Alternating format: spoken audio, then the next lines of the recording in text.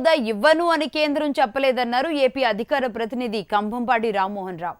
తూర్పుగోదావరి జిల్లా పిఠాపురం పాదగయ క్షేత్రాన్ని ఆయన సందర్శించారు. కేంద్ర రాష్ట్ర ప్రభుత్వాల మధ్య చిచ్చు పెట్టేందుకు విపక్షాలు కుట్ర పన్నుతున్నాయని ఆయన మండిపడ్డారు.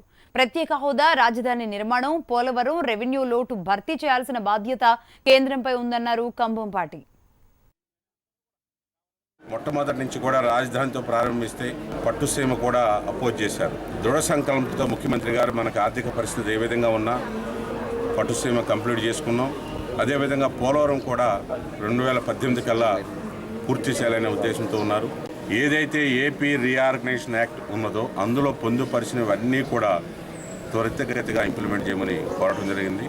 దాదాపు ఇప్పటికి 22 సార్లు ముఖ్యమంత్రి గారు ఢిల్లీ వచ్చి ప్రధానమంత్రిని అదేవిధంగా మిగతా మంత్రులందరూ కూడా కలిసి పెండింగ్ ఉన్న అంశాలన్నీ కూడా కంప్లీట్ చేయమని చెప్పడం జరిగింది.